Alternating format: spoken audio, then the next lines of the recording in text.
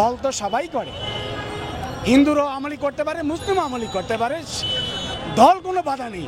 তো দলের ক্ষোভ দলের উপরে উঠবে, কোনো ব্যক্তি অথবা তার বাড়ি বা প্রাতিষ্ঠানিকভাবে উঠবে কেন?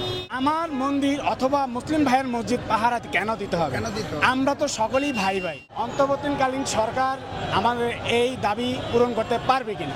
হ্যাঁ, একজন ব্যক্তি বা একটা রাষ্ট্র, একজন প্রধানমন্ত্রী, রাষ্ট্রের প্রধান, তিনি হোক অন্তর্বর্তীকালীন, তিনি হোক ক্ষমতাসীন, তারা ইচ্ছা করলে সকল দাবি, সকল শ্রেণীর মানুষের দাবি আদায় এবং পূরণ করার জন্য লড়াই করতে পারে এবং দাবি পূরণও করতে পারে।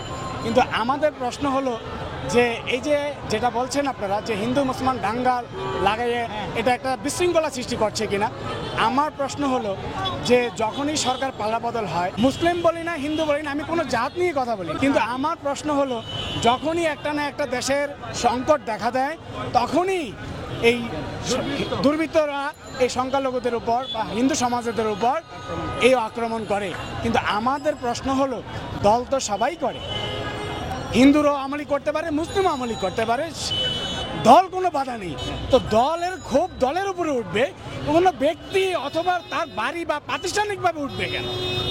এটা একটা প্রশ্ন থাকতে পারে। আমার মন্দির অথবা মুসলিম ভাইয়ের মসজিদ পাহারা কেন দিতে হবে?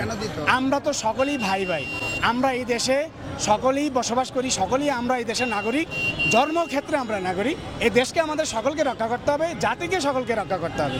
কিন্তু আমাদের কোনো আন্দোলন কোনো সরকার বিরোধী না, কোনো সরকারের পক্ষও না। আমাদের সংখ্যালঘু অধিকার আন্দোলন হচ্ছে 8 দফা দাবি। হ্যাঁ, প্রথমত 1 নম্বর হচ্ছে সংখ্যালঘু নির্যাতন বিচারের জন্য দ্রুত বিচার ট্রাইব্যুনাল গঠন করে দোষীদের দ্রুততম সময় উপযুক্ত শাস্তি প্রদান করা, ক্ষতিগ্রস্তদের যথাযথ ক্ষতিপূরণ প্রদান ও পুনর্বাসনের ব্যবস্থা করতে হবে। দ্বিতীয় নম্বর হচ্ছে অনতি বিলম্বে সংখ্যালঘু সুরক্ষা আইন প্রণয়ন করতে হবে। 3 নম্বর হচ্ছে সংখ্যালঘু বিষয়ক মন্ত্রণালয় গঠন করতে হবে। 4 নম্বর হচ্ছে হিন্দু ধর্মীয় কল্যাণ ট্রাস্টকে হিন্দু ফাউন্ডেশনে উন্নতি করতে হবে। পাশাপাশি বৌদ্ধ খ্রিস্টান ধর্মীয় কল্যাণ ট্রাস্টকেও ফাউন্ডেশন উন্নতি করতে হবে।